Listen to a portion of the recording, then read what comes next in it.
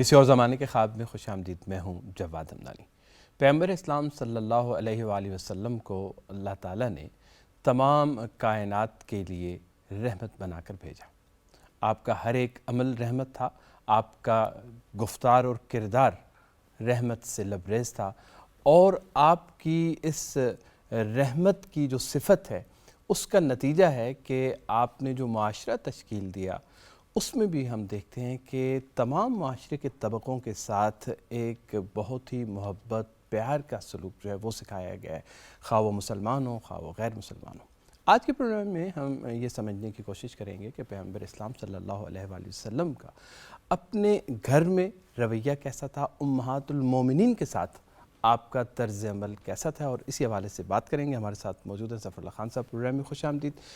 اس حوالے سے ویسے تو پیغمبر کی شخصیت کا ہر پہلو ہی ہمارے لیے بہت اہم ہے، اور تمام آپ کی زندگی کے جو مختلف جوانب ہیں اگر ان کو دیکھا جائے تو اس میں ہمارے لیے سیکھنے کے لیے ایک عملی نمونہ موجود ہے۔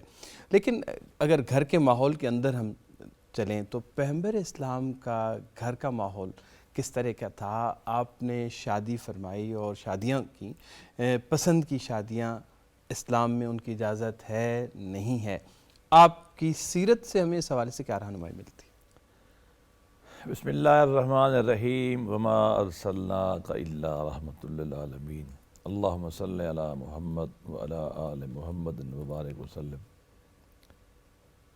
انسان کا یہاں بنیادی اکائی خاندان ہے، جیسا بلڈنگ کی بنیادی اکائی اینٹ ہوتی ہے، انسانی سماج کی بنیادی اکائی خاندان ہے، اور خاندان بنتا ہے زوج کے تعلق سے، میاں بیوی کے تعلق سے۔ میاں بیوی ہوگی تو خاندان بنے گا، تو گویا کہ بنیادی پتھر، بنیادی اینٹ اس انسانی سماج کی جو ہے وہ میاں بیوی کا رشتہ ہے۔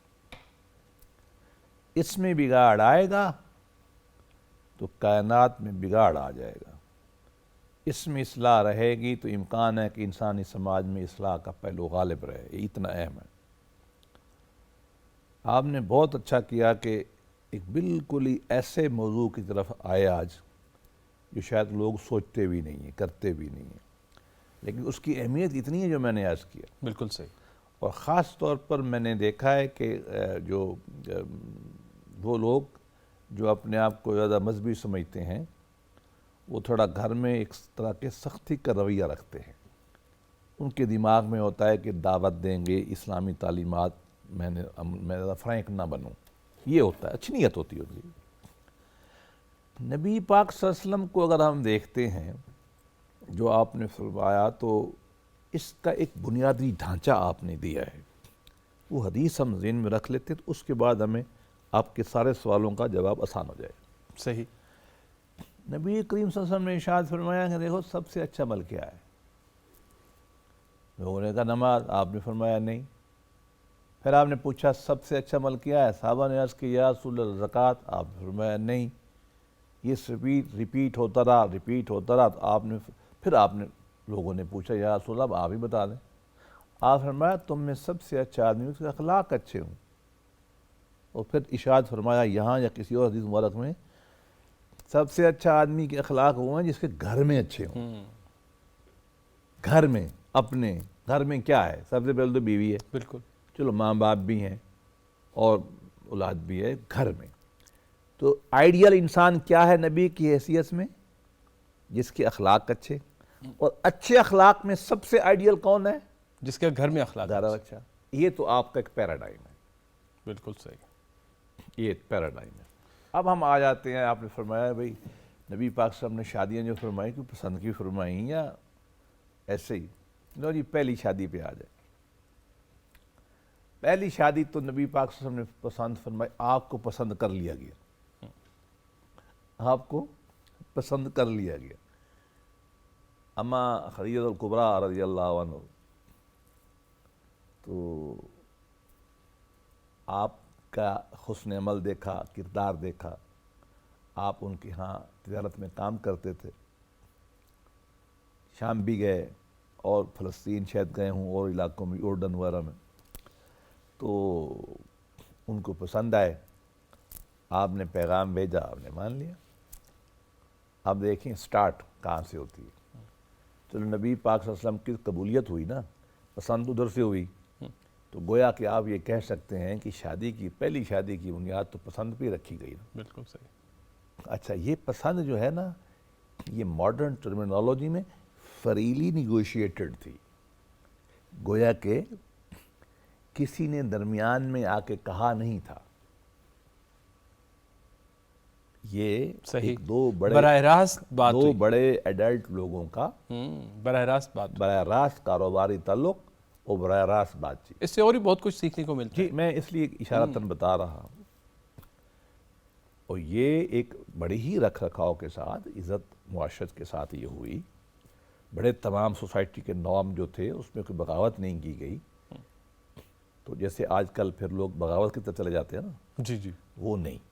تو ایک عزت کے ساتھ, اخلاق کے ساتھ, ایک خاندانی روایات کا خیال رکھتے ہوئے آزادی کے ساتھ کی گئی. تو ایک تو آپ کا, اچھا, اسی طریقے سے آپ کی جو بقیہ شادیاں ہیں ان میں ہمیں بڑی عجیب و غریب باتیں ملتی ہیں. حضرتنا بی بی خدیجہ جب انتقال فرمایا تو بچے بھی تھے اور شادی بھی نہیں تھی. تو ایک اپنے خاندان کی بڑی تھی, اس نے نبی پاک صلی اللہ علیہ وسلم فرمایا کہ آپ شادی کر لیں. تو آپ کو ذرا ریلیکٹنٹ تھے. تو اس نے روز ہی کہتی تھی جیسے ہماری مائیں کہتی ہیں, وہ بڑی تھی نا گھر کی, غالباً خالہ تھی, میں اب نام بھول رہا ہوں. تو پھر اس نے کہا نہیں, اچھا میں آپ کو 3 رشتے بتاتی ہوں. میں آپ کو 3 رشتے بتاتی ہوں, فلانی ہے, فلانی ہے, فلانی ہے. دیکھو نا, یہ عام انسانی لیول پہ کام ہو رہا ہے نا, معاشرتی زندگیوں میں یہ ہوتا ہے اور ہمیں یہ اس کو قبول کرنا ہے. ہم نے اسلام کو نا ایک ایسے آسمان کی شے بنا لی ہے. سیرت کو بھی پتہ نہیں ہم کہاں لے گئے. بھئی یہ چیزیں ہم نہیں کریں گے تو رول ماڈل کیسے, حضور سے سیکھیں گے کیسے, ماڈل کیسے کریں گے. بالکل صحیح. وہ ایک ایک رشتے پہ بحث ہوئی کہ یوں ہے, یہ یوں ہے, یہ یوں ہے, یہ یوں ہے. تو اس کے بعد آپ کی اجازت سے لے کر اس نے جا کے پہلے آپ کی پوچھا اور جا کے رشتے مانگے اور ایک مشاہد. مطلب یہ دیکھیں نا, اب ایک انسانی لحاظ سے جو مروجہ معروفات تھے وہ دونوں تھے. ایک یہ ہے کہ بیٹھ کے بڑے گھر کے بیٹھ کے بات کر رہے, آپ سے پہلے پوچھ رہے, ٹھونس نہیں رہے, پوچھ رہے, اور آپ کی عرض کے بعد وہ بڑی خاتون نے جا کے رشتہ مانگ لیا. اب یہ بھی ایک طرح سے آپ کی پسند اور قبولیت اور ریشنل کیلکولیشن کہ بھئی اس میں یہ مسئلہ ہے, اب وقت کم ہے نا, میں آپ کو تفصیل نہیں دے سکتا. اس خاتون میں یہ مسائل ہو سکتے ہیں, اس میں یہ فائدہ ہو سکتا ہے, وہ بچوں کا خیال نہیں کرے گی. ہوتا ہے نا انسانی, اس کی ایج یوں ہے, وہ فلاں, اس کا منگنی ہوئی, یہ سارے معاملات ڈسکس ہوئے. جمع تفریق کر کے پازیٹیو نیگیٹو گن کے ایسی شادی ہونی چاہیے. اسلامی تعلیمات کا بالکل خلاف ہے. صحیح, بالکل خلاف ہے ہر لحاظ سے. اچھا, ازواج مطہرات کی جو زندگی ہے اس حوالے سے اگر ہم سمجھنا چاہیں, خاص طور پہ کہ آپ علیہ السلام ان کے ساتھ کس طرح سے برتاؤ رکھتے تھے, ان کے خاندانوں کے ساتھ آپ کا کیسے تعلق تھا, اور اس میں آپ کے ارشادات کیا ہیں؟ نبی پاک صلی اللہ علیہ وسلم بہت وہ تھے, شفیق تھے. شفیق, یہی ہماری توقع ان سے. جہاں جہاں شادیاں ہوئیں آپ ان کے تمام خاندان کا ادب و احترام کرتے تھے. اب آپ کو میں مثال دوں, سیدہ خدیجہ تو ایک مدرلی فگر ہے نا مسلمانوں کی. بالکل, اپنے وجود میں, اپنے کام میں, اپنی کنٹریبیوشن کے لحاظ سے, ہر لحاظ سے. بالکل. ہاں, کبھی اللہ موقع بڑھے تو ہمیں اس پہ پروگرام کرنا چاہیے. وہ اپنی ذات میں عجیب غریب خاتون تھی, بہت عجیب و غریب. وہ مسلمانوں کے لیے رول ماڈل ہے. نبی پاک صلی اللہ علیہ وسلم کا آپ کے خاندان سے بہت قربت تھی, بڑی پیار و محبت تھی, اور آپ نے اس رشتے کو خوب نبھایا. ایک میں مثال دیتا ہوں. بی بی خدیجہ رضی اللہ عنہ, اماں خدیجہ وفات پا گئی. آپ بہت دکھی رہے, جس کا ہم پہلے ذکر کر چکے ہیں. بہت دکھی تھے زندگی بھر. میں دہراتا ہوں, زندگی بھر آپ بی بی خدیجہ کے گھر والوں کو، اور اگلی بات بی بی خدیجہ کی سہیلیوں کو عمر بھر عید بھیجتے تھے، اچھا، عمر بھر۔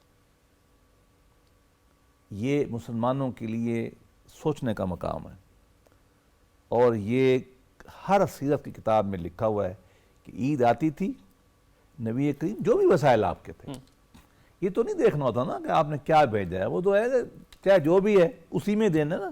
اور مکہ میں خاص طور پر نبی پاک صلی اللہ علیہ وسلم کی مالی حالت کمزور تھی، زندگی تو وہ لگاتے تھے دعوت میں، روزگار کہاں سے کماتے، یہی تھا نا۔ بالکل، ویسے معاشرت کمزور تھی، وہاں معیشت کمزور تھی، مکہ پاک میں نا ہر ایک کی کمزور تھی، چھوٹی موٹی تجارت تھی، کبھی قافلہ آ گیا، وہاں نہ زراعت تھی، نہ کوئی صنعت تھی، نہ کچھ تھی۔ آپ اپنے انہی وسائل میں سے جو تھوڑے بہت تھے، اس کا ایک حصہ اپنی وفات ہونے والی محبوب بیوی کے خاندان، بچے بچیوں کو اور آپ کی سہیلیوں کو بھیجتے تھے۔ صحیح۔ اچھا، یہ تو ان کے خاندان کے ساتھ تعلق ہو گیا۔ ایک دوسری بات یہ تو ہمیں معلوم ہے کہ ظاہر ہے جو بھی بیوی ہے اس کے حقوق جو کہ قرآن و حدیث میں آ گئے ہیں وہ پورے کرنے چاہیے، نان نفقہ تو ہونا ہی چاہیے۔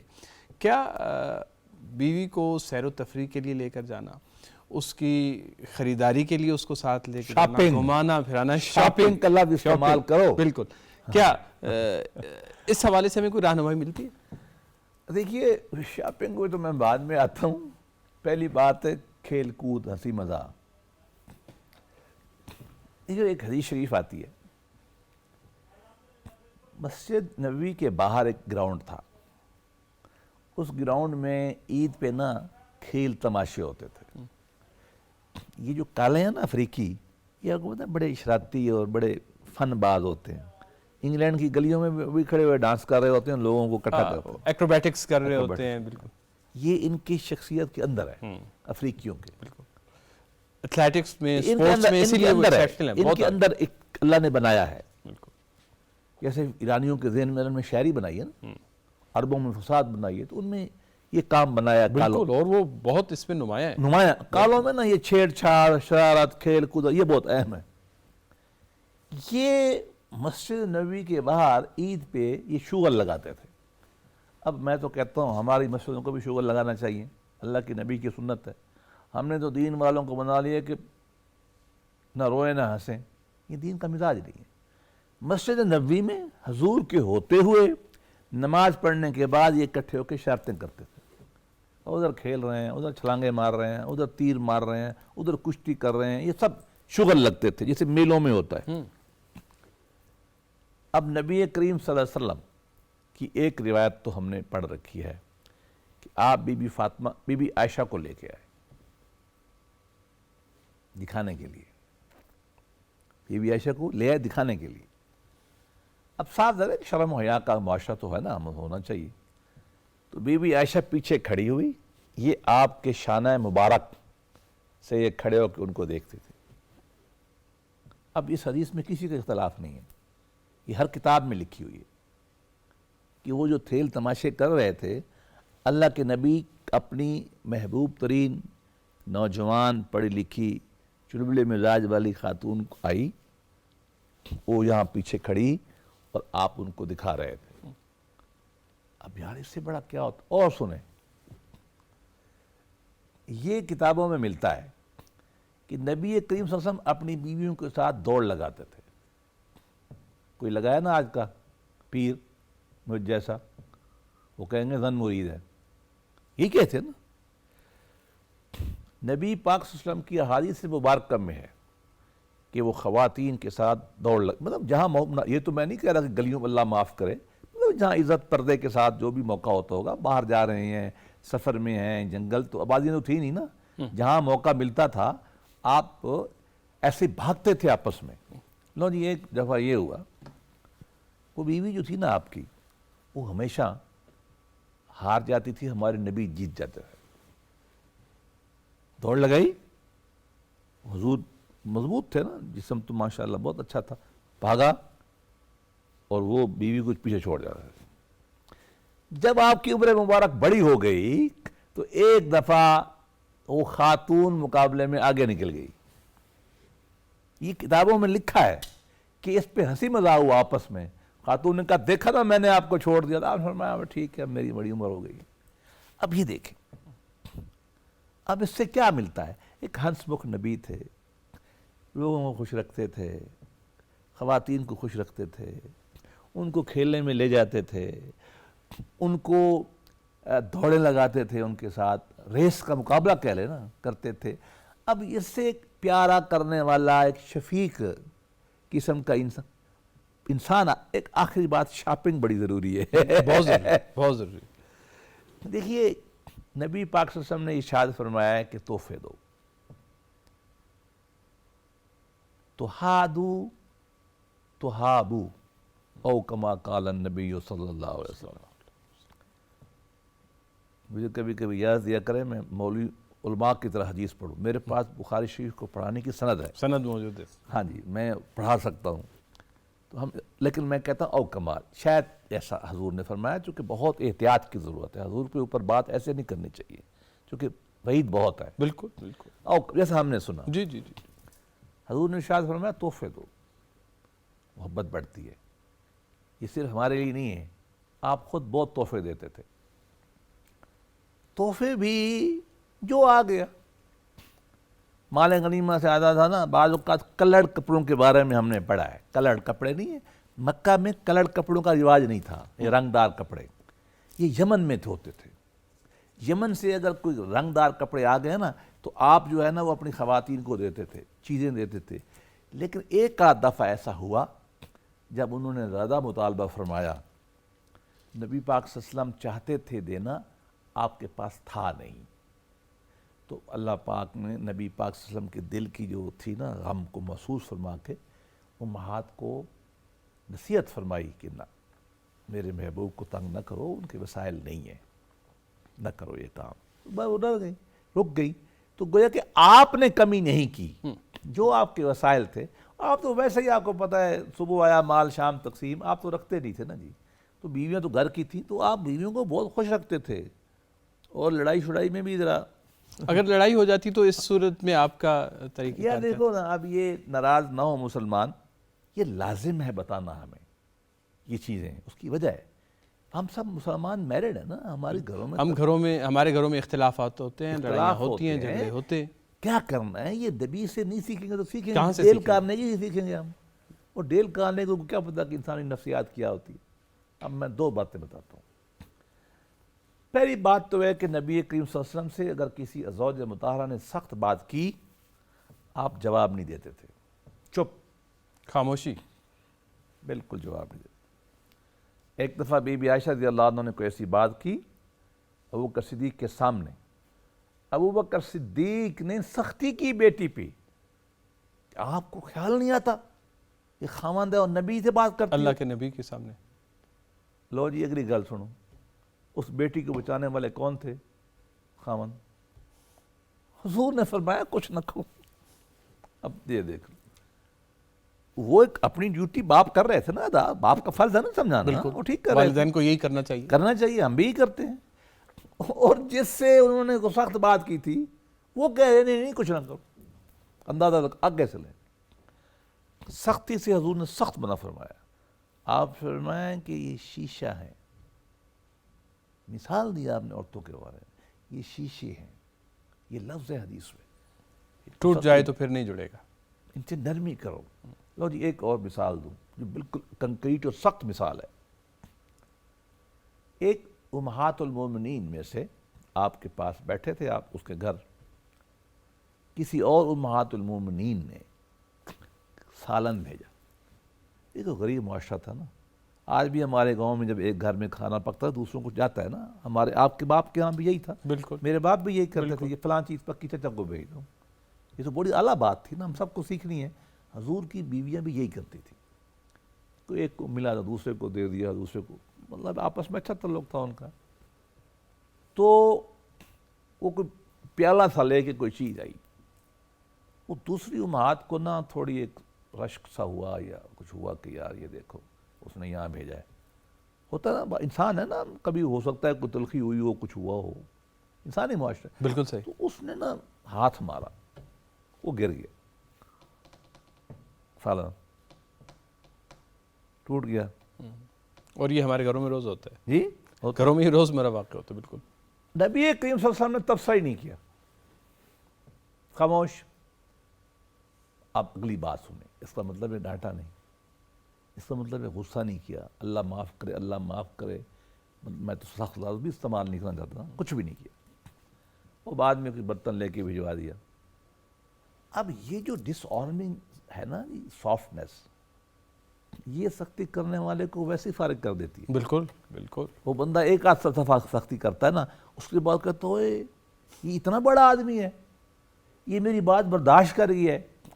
تو جہاں اگر کہیں آپ کی ازواج کے ساتھ کوئی ایسی تلخی کا موقع آیا, تاریخ میں کم رپورٹ ہوئے ہیں, 23 سال میں 1-2 ہوئے, لیکن انسانی معاشرہ ہے, یہ ہوتے اس لیے ہمیں سکھانے کے لیے, بالکل. ورنہ تو ہوتے ہی نہ, یہ ہمیں سکھانے کے لیے ہوئے نا. اور آپ نے راستہ کیا استعمال فرمایا؟ خاموشی, خاموشی اور برداشت. اور کسی نے ڈانٹا تو کہا نہیں کوئی بات نہیں, چھوڑو. اس پیار سے, اس حسن اخلاق سے, اس رحمت سے آپ نے اپنی ازواج مطہرات کے دل جیتے, اور اللہ نے ان کو اس وجہ سے مقام دیا کہ ہمیں کہا کہ آپ کی یہ مائیں ہیں, اور آج ہم محبت پیار سے لے رہے ہیں. ایک لائن اجازت دے دیں, میں بی بی خدیجہ کے مزار پہ گیا, بچہ تھا میں, مجھے اتنی عقیدت تھی, میں نے کہا مجھے لے جاؤ. میں وہاں گیا, آپ کو پتہ نا یہ سعودیوں کی حکومت نے وہ قبے اور جو اوپر کمرے ہوتے ہیں نا, یہ گرا دیے تھے کسی وجہ سے. وہ ہم اس پہ بحث میں نہیں پڑھتے.